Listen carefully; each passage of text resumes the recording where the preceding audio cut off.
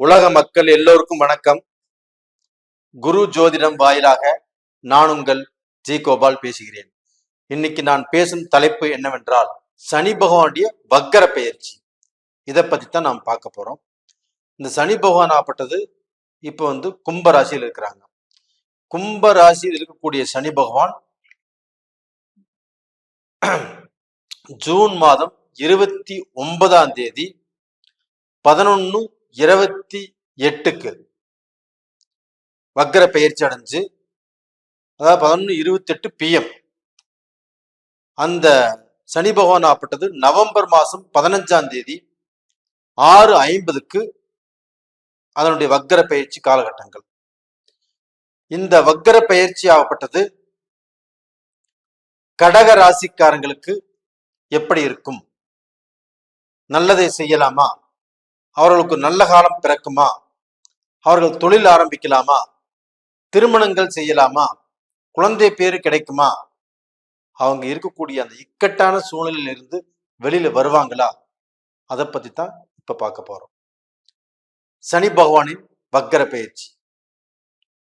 சனி பகவான் இப்ப குருவுடைய நட்சத்திரமான பூரட்டாதி நட்சத்திரம் 2ஆம் பாதத்தில் வக்கரம் அடைகிறாரு. இந்த குரு பகவான் ஆப்பட்டது கடக ராசிக்கு சந்திர பகவானுக்கு நட்பு கிரகம்.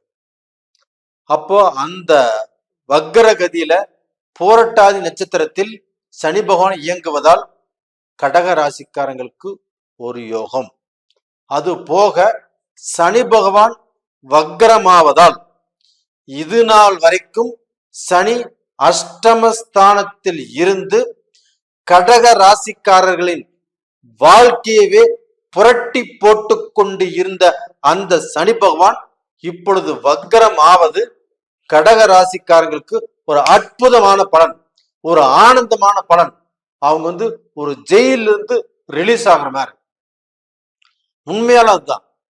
அப்போ இந்த July, August, September, October, November இந்த 4.5 மாத காலங்களும் கடந்த காலங்கள்ல 1 வருஷம் 1.5 வருஷ காலங்கள் ஆகப்பட்டது அவங்கள அனுபவித்து வந்த சித்திரவதை சனி பகவான் அஷ்டமஸ்தானத்தில் இருந்து கொண்டு அவங்களுக்கு கேடு விளைவிச்சார். அந்த கேடிலிருந்து தப்பித்து ஒரு நல்ல வாழ்க்கை வாழ்வதற்குண்டான ஒரு அமைப்பு இப்போ இந்த கடகராசிக்காரங்களுக்கு கிடைச்சிருக்குது.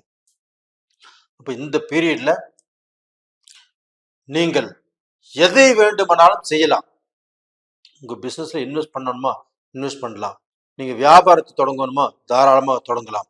ஒரு வேலைக்கு ஜாயின் பண்ணணுமா தாராளமாக ஜாயின் பண்ணலாம். இப்ப வேலையில இருக்கிறீங்க, அந்த வேலையில பிரச்சனையாக இருக்குதா, அந்த பிரச்சனையும் தீரும் காலகட்டம். அப்ப டோட்டலா பாத்தீங்கன்னா உங்களுக்கு பயங்கரமான ரிலீஃப். இந்த ரிலீஃபை வச்சுக்கிட்டு கடகராசிக்காரங்களாகப்பட்டது கடந்த காலத்துல அந்த 1 வருஷம் 1.5 வருஷ காலம் பட்ட கஷ்டத்திலிருந்து இப்ப விடுதலை ஆகக்கூடிய காலகட்டம். அப்போ கடந்த காலத்துல குடும்ப ரீதியாக பிரச்சனையை அனுபவிச்சீங்க, தன்னுடைய மக்களால பிரச்சனை அனுபவிச்சீங்க, நண்பர்களால பிரச்சனை அனுபவிச்சீங்க, உறவினர்களால பிரச்சனை அனுபவிச்சீங்க, தொழில பிரச்சனை நடந்துச்சு, உங்க நம்பினவங்க நயவஞ்சம் பண்ணாங்க. இத்தனை சிக்கல்ல இருந்தும் இந்த பீரியட்ல கண்டிப்பாக ஒரு நல்ல ஒரு அற்புதமான ஒரு காலகட்டத்துக்கு வந்துட்டீங்க. அப்ப இந்த காலகட்டத்தில இருந்து கண்டிப்பாக உங்க முகத்துல ஒரு நல்ல கலை, ஒரு நல்ல திருப்தி, நான் எதையுமே சாதிச்சிருவேன் அப்படிங்கிற தன்னம்பிக்கை, அந்த தைரியமும் இப்ப உங்களுக்கு வரணும். அந்த தன்னம்பிக்கையும் தைரியத்தாலதான் கண்டிப்பாக நம்மளுக்கு எல்லாமே பாசிட்டிவா நடக்க போகுது அப்படிங்கிற நம்பிக்கையை நீங்க உணர போறீங்க. இது நடக்க போகுது. அப்ப டோட்டலா பாத்தீங்கன்னா கடகராசியில பிறந்தவங்களுக்கு இது ஒரு அற்புதமான காலம். இந்த காலத்தை தயவு செய்து இதை ஒரு நாள் கூட வேஸ்ட் பண்ணாம பயன்படுத்திக்கோங்க. பலன் நல்லா இருக்கும். அதே சமயத்துல உங்களுடைய ஜென்ம ஜாதகத்திலையும் நீங்க பிறக்கும்போது ஒவ்வொருத்தருக்கும் ஜாதகம் எழுதியிருப்பாங்க இல்லையா, அந்த ஜென்ம ஜாதகத்திலையுமே உங்களுக்கு இப்போ அந்த சனி பகவான் வக்கரம் அடைஞ்சிருந்தான்னு வச்சுக்கோங்களேன், ஒரு அற்புதமான டைம். அப்ப இந்த டயத்துல நீங்க வெளிநாட்டுல போய் அங்கே தடம் பதிக்கக்கூடிய காலகட்டங்கள். இதற்கு முன்னாடி வெளிநாடு போனவர்கள் அங்க போய் சிக்கிட்டு சித்திரவதைப்பட்டு வேலையும் கிடைக்கல, பிசினஸும் செய்ய முடியல, படிக்க போய் அங்க படிக்கவும் முடியல, இதனால பேரண்ட்ஸுக்கு ரொம்ப தொந்தரவு கொடுத்து தலைவலியை கொடுத்து இவ்வளவு சிக்கல் இருந்தவங்களுக்கு இந்த பீரியட்ல அந்த சிக்கல் எல்லாமே தீரக்கூடிய காலகட்டங்கள். இப்ப படிக்கக்கூடிய மாணவர்களுக்கு இது அருமையான காலகட்டம். அங்கே வேலைக்கு போனவங்க, அங்கே வேலையில பிரச்சனையை சந்திச்சவங்க, அந்த பிரச்சனையை ரிலீஃப் ஆகி அந்த பிரச்சனையில ஒரு நல்ல ஒரு வாய்ப்பு கிடைக்கும். பிசினஸ்ங்கிறது உங்களுக்கு நல்லபடியாக ஆரம்பம். அப்ப இப்ப புதுசா பிசினஸ் ஆரம்பிக்கிறவங்களுக்கு இந்த பீரியட்ல ஒரு அருமையான காலகட்டம். இதை செய்யலாம். அது போக உங்களை யாரெல்லாம் இலக்காரம் பேசினார்களோ, இவன் அவ்வளவுதான் முடிஞ்சு போனா, நீ எந்திரிக்க மாட்டான் அப்படின்னு நினைச்சவங்களுக்கு மத்தியில நீங்கள் விஸ்வரூபம் எடுத்து அந்த விஸ்வரூபத்தின் வழியாக கண்டிப்பாக நீங்க திருப்தியான ஒரு எதிர்காலத்தை உங்களை பார்த்து பொறாமப்பட்டவங்க, உங்களை பார்த்து இலக்காரம் பேசினவங்க அவங்களுக்கு முன்னாடி காட்ட போறீங்க. அப்ப அது போக நீங்க வேலை செய்யக்கூடிய இடத்துல, ஒரு அலுவலகத்துல உங்களை பார்க்க போனா எகத்தாளம் பேசி, இல்ல உங்களை பார்க்க போனா உங்களை பத்தி உங்களுடைய மேலிடத்துக்கு உங்களை பத்தி தவறாக சொல்லி உங்களுக்கு வரக்கூடிய ப்ரமோஷனுக்கு எடுத்தவங்க அவங்களுக்கு முன்னாடியும் ஒரு நல்ல வாழ்க்கை வாழ போறீங்க. உங்களுக்கு இப்ப ப்ரமோஷன் கிடைக்கக்கூடிய காலகட்டம். அப்போ கவர்மெண்ட்லயும் சரி, பிரைவேட்லயும் சரி, எங்கேயா இருந்தாலும் உங்களுக்கு உங்களுடைய வளர்ச்சியை யாராலையும் தடுக்க முடியாது. இப்போ ப்ரமோஷன் கிடைக்கும், தொழிலில் வளர்ச்சி கிடைக்கும், பிசினஸ்ல வளர்ச்சி கிடைக்கும்.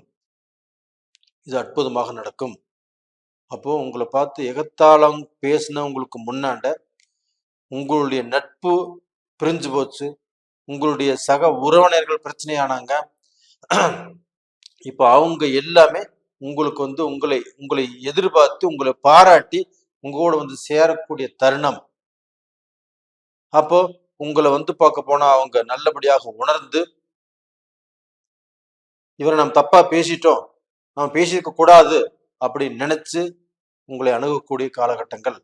கண்டிப்பாக இந்த பீரியட்ல இருந்து நீங்க நல்லா இருப்பீங்க. அது போக இந்த பீரியட்ல இடமாற்றங்கள்.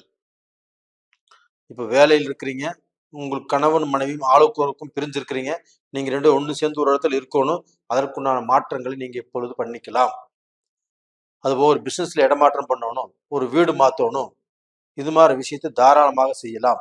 அதுபோக உங்களுக்கு பார்ட்னர் இதற்கு முன்னாண்டே இடையூறாக இருந்திருந்தாலும், பல பிரச்சனைகளை கொடுக்கிறவங்களாக இருந்திருந்தாலும், கண்டிப்பா அவர் உங்களை புரிஞ்சு ஒரு நல்ல பார்ட்னராக வரக்கூடிய வாய்ப்புகள் இருக்குது.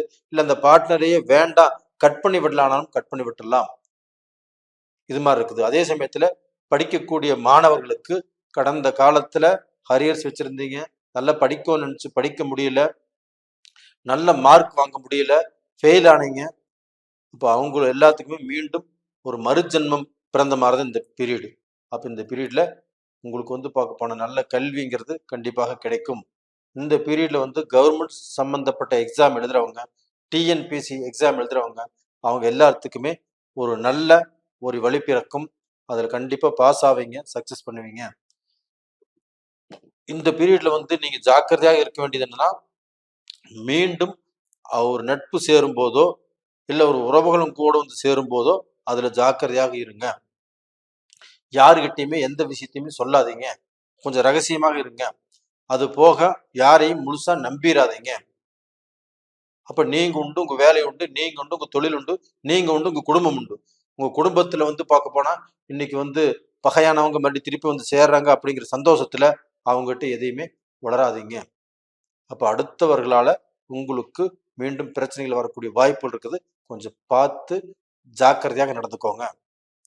இந்த பீரியட்ல நீங்கள் வணங்க வேண்டிய தெய்வம் விநாயக கடவுள், அதுபோக சனி பகவானையும் வணங்கி வாங்க.